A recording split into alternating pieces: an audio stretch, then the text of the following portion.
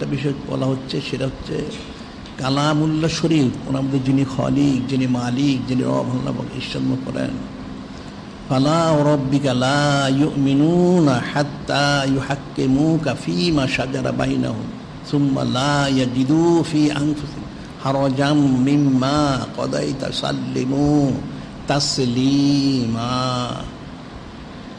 এই সম্মানিত আয়াত কি ইরশাদ করা হচ্ছে, যিনি খালিক, যিনি মালিক, যিনি রব মহান, তিনি ইরশাদ করেন ফালা রাব্বিকা, আপনার যিনি রব তাআলা, ওনার কসম, অন্য কারো না, আপনার যিনি রব তাআলা ওনার কসম, লা ইউমিনুনা, কেউ ইমানদার হতে পারবেন না, হাত্তা ইউহাক্কিমুকা ফীমা শাজারা বাইনাহুম, সমস্ত সৃষ্টি তাদের পরস্পরের যদি ইখতিলাফ, সে ইখতিলাফের বিষয় আপনার যে ফয়সালা, সেটা যখন তারা মানতে না পারবে তারা কেউ ইমানদার হতে পারবে না। অর্থাৎ আপনার যে তর্জদিক, আপনার যে পথ সিরাতুল মুস্তাকিম, এটা অনুসরণ না করা পর্যন্ত কেউ ইমানদার হতে পারবে না। এবং শুধু এতটুকু না, এরপর যিনি খালিক, যিনি মালিক, রব মহান বলেন হাত্তা ইউহাক্কিমুকা ফীমা শাজারা বাইনাহুম সুম্মা লা ইয়াজিদু ফি আনফুসিহিম হারাজাম মিম্মা কাদাইতা। আল্লাহ বলে দিচ্ছেন শুধু মানতে তো হবেই, শুধু মানলে হবে না, মুখে মুখে মানলো সেটা মুনাফিক, মানার সাথে সুম্মা লা ইয়াজিদু ফি আনফুসিহিম হারাজাম মিম্মা কাদাইতা সাল্লিমু তাসলিমা। বলা হচ্ছে সেজন্য তার অন্তর মধ্যে কোনো সংকীর্ণতার অনুভব না করে, চুচারে কিলোকাল না করে। সুম্মা লা ইয়াজিদু ফি আনফুসিহিম হারাজান, তার অন্তরের মধ্যে আপনার যে ফয়সালা করেছেন এই ফয়সালা মোবারক শুনে সে মুখে মানলো, কিন্তু অন্তরে তার চুচেরা রয়ে গেল, নাউজুবিল্লাহ, তাহলে সে ইমানদার হতে পারবে না। আপনি যা ফয়সালা করেছেন, এরপর ইউসাল্লিমু তাসলিমা, শুধু মানলে হবে না, মানার মতো মেনে নিতে হবে। সুবহানাল্লাহি ওয়া তাআলা। অর্থাৎ নূরে মুজাসসাম হাবিবুল্লাহ হুজুর পাক সাল্লাল্লাহু আলাইহি ওয়াসাল্লাম, ওনার যে আদেশমূলক নিষেধ, এটা হচ্ছে সিরাতুল মুস্তাকিম। একদম মানতে তো হবেই, স্বীকার করতেই হবে, মেনে নিতে হবে, অন্তঃস্থল থেকে কোনো চুচরে কিলোকাল করা যাবে না, এবং মানার মতো মেনে নিতে হবে। এটা হচ্ছেন সরল পথ। কাজে নূরে মুজাসসাম হাবিবুল্লাহ হুজুর পাক সাল্লাল্লাহু আলাইহি সাল্লাম, ওনার পথ হচ্ছেন সরল পথ, ওনাকেই অনুসরণ করতে হবে, ওনার পথই অবলম্বন করতে হবে। এই যে আয়াত শরীফটা, এই আয়াত শরীফের যে শানে নজুলটা বলা হয়, যে একটা লোক ছিল মুসলমান দাবি করতে, আসলে মুনাফিক, নাম ছিল তার বিশর। এই মুনাফিক লোকটা সাথে একটা ইহুদির সাথে একটা দ্বন্দ্ব হয়েছিল। দ্বন্দ্ব হওয়ার কারণে সে মুনাফিকটা বলেছিল এটা বিচার করতে হবে। কোথায় বিচার করবে? সে ইহুদিকে প্রস্তাব দিল, তোমাদের যে কাব বিন আশরাফ রয়ে গেছে, বিচার করে তার কাছে চলো।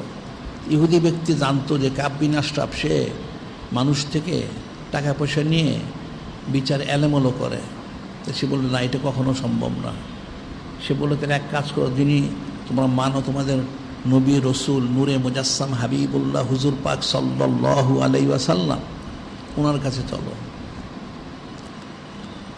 এখন মুনাফিক বিষয় রাজি হচ্ছিল না, শেষে রাজি হলো, আসলো। নূরে মুজাসসাম হাবিবুল্লাহ হুজুর পাক সাল্লাল্লাহু আলাইহি সাল্লাম তিনি ফয়সালা মোবারক করে দিলেন। বিষয়টা বিষয়ের তার যে ছিল তার পক্ষে, আসলে তার বিপক্ষে গেল ফয়সালাটা। সেখানে সে প্রকাশ্যে মেনে নিল, কিন্তু অন্তরে সে মানেনি। নাউজুবিল্লাহ। সে দরবারে নবী শব্দে বের হয়ে সে বলল যে বিচারটা তার মনোভূত হয়নি। নাউজুবিল্লাহ। ইহুদি শুনে তো তাজ্জুব হয়ে, তুমি বলো কি? তাহলে তুমি কোথায় ফয়সালা করবে? ওই মুনাফিকটা জানতো হযরত সাইয়্যিদুনা ফারুকে আজম আলাইহিস সালাম তিনিও কিন্তু নূরে মুজাসসাম হাবিবুল্লাহ হুজুর পাক সাল্লাল্লাহু আলাইহি সাল্লাম ওনার আদেশ ক্রমে বিচার করতেন। তো ওনার শান মোবারক রয়েছে আশিদ্দাউ আলাল কুফার, তিনি কাফেরদের প্রতি কঠোর। সে মুনাফিকটা মনে মনে চিন্তা করলো, হযরত সাইয়্যিদুনা ফারুক আজম আলাইহিস সালাম ওনার কাছে বিচারের জন্য গেলে হয়তো বা তিনি এই মুনাফিক বিষয় তার পক্ষে হয়তো ফয়সালা করে দিবেন। এটা চিন্তা ভাবনা করে সে ইহুদিকে বলল, এক কাজ করো, হযরত সাইয়্যিদুনা ফারুক আজম আলাইহিস সালাম ওনার কাছে, যে তিনি যে ফয়সালা দিবেন সেটা সে মেনে নিবে। নাউযুবিল্লাহ। এখন ইহুদি আসলো অপারগ হয়ে, ইহুদি ব্যাপারটা বুঝতে পারলো তার এখানে কোনো ষড়যন্ত্র আছে, চক্রান্ত আছে। সে এসেই হযরত সাইয়্যিদুনা ফারুক আজম আলাইহিস সালামকে সরাসরি বলল, হে হযরত সাইয়্যিদুনা ফারুক আজম আলাইহিস সালাম, আপনি তো বিচার করেন, আপনার কাছে আমরা বিচারের জন্য এসেছি, তবে আমার কিন্তু এইমাত্র নূরে মুজাসসাম হাবিবুল্লাহ সাইয়্যিদুল মুরসালিন ইমামুল মুরসালিন খাতামুন নবীন হুজুর পাক সাল্লাল্লাহু আলাইহি ওয়াসাল্লাম ওনার দরবার শরীফে আমরা এসেছি। তিনি এ বিষয়ে ফয়সালা মোবারক করেছেন, ফয়সালাটা বিষয়ের বিপরীত গেছে, ইহুদির পক্ষে এসেছে, সেই জন্য সে সেটা মানতে নারাজ। আপনার কাছে পুনরায় এসেছে আবার এটা ফয়সালা করার জন্য, এখন আপনি এটা ফয়সালা করুন। এখন ইহুদি বিষয়টা পরিষ্কার করে দিল। হযরত সাইয়্যিদুনা ফারুক আজম তিনি বুঝতে পারলেন ব্যাপারটা তো এখানে তার অন্তরে গালিজ রয়ে গেছে, মুনাফিক। উনি বলেন, ঠিক আছে, অবশ্যই আমি বিচার করব, যেহেতু নূরে মুজাসসাম হাবিবুল্লাহ হুজুর পাক সাল্লাল্লাহু আলাইহি ওয়াসাল্লাম তিনি আমাকে এই দায়িত্ব মোবারক দিয়েছেন, তোমরা বসো, আমি বিচার করব। তাদেরকে বসায়, তিনি তো অনেক উঁচা লম্বা, অনেক স্বাস্থ্যবান, হুজুরে প্রবেশ করলেন। উনি যুদ্ধ জেহাদ করেন, ওনার অনেক বড় বড় তরবারি আছে। সবচাইতে যে দাঁড়ালো তরবারিটা সেটা তিনি নিয়ে বের হয়ে আসলেন। এসে বললেন, মুনাফিক বিষয়ে আমি তোমার এখন বিচার করব, তোমার বিচার হচ্ছে তোমার শাস্তি মৃত্যুদণ্ড বলে তিনি একটা কোপ দিয়ে তার গলাটা শরীর থেকে মাথাটা বিচ্ছিন্ন করে দিলেন। সুবহানাল্লাহি। এখন মুনাফিক বিষয়ে যখন গলাটা শরীর থেকে মাথাটা বিচ্ছিন্ন, সে বিকট চিৎকার করে সে পড়ে গেল। এখন তো রক্ত বেরোচ্ছে। চিৎকার শুনে আশেপাশের লোকজন জমা হলো, বিশরের কিছু লোকজন আসলো, কি ব্যাপার, বিশরকে হত্যা করা হয়েছে। এখন বিশরের লোকেরা হযরত সাইয়্যিদুনা ফারুক আজম আলাইহিস সালাম ওনার যে জালালি তবিয়ত আর এত লম্বা তরবারি দেখে তারা ভয়ে ওনার কাছে আসলো না।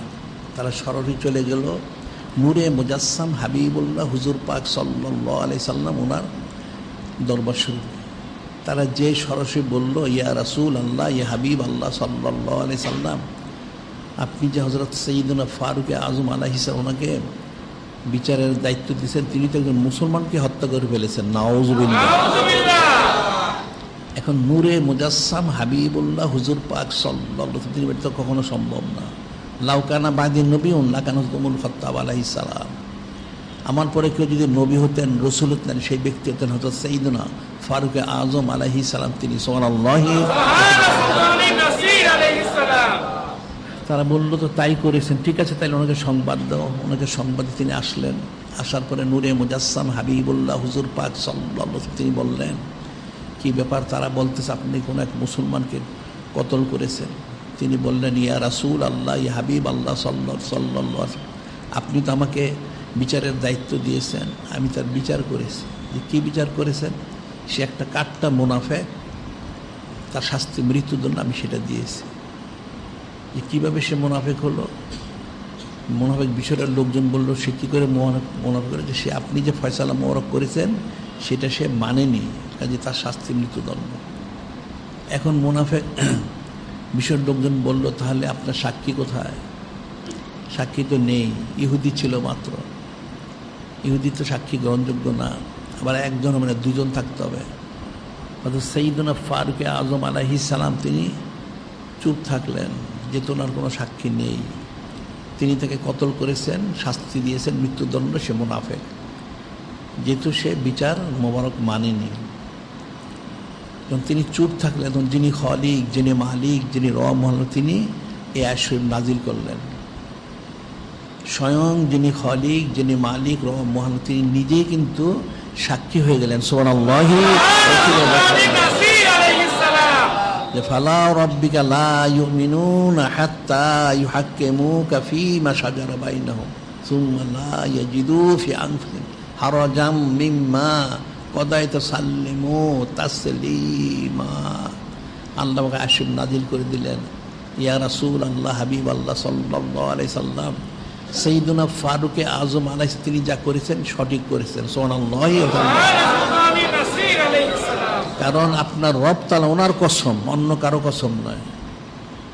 কোনো ব্যক্তি বান্ধব হতে পারবে না। আপনার ফয়সালাকৃত ফয়সালা যখন মেনে না নিবে, শুধু মানলে হবে না, মুখে না অন্তরে মানতে হবে। আবার অন্তরে শুধু মানলে হবে না, চুচের কিলোকাল রাখতে পারবে না, মানার মতো মানতে হবে। আপনার যে আদেশ নির্দেশ, আপনার যে পথ মোবারক, এইটা একমাত্র পথ, এই পথ মোবারক অবলম্বন না করবে কেউ ইমানদার হতে পারবে না। কাজে সে মুনাফেক, তার শাস্তি মৃত্যু ঠিকই হয়েছে। সুবহানাল্লাহ।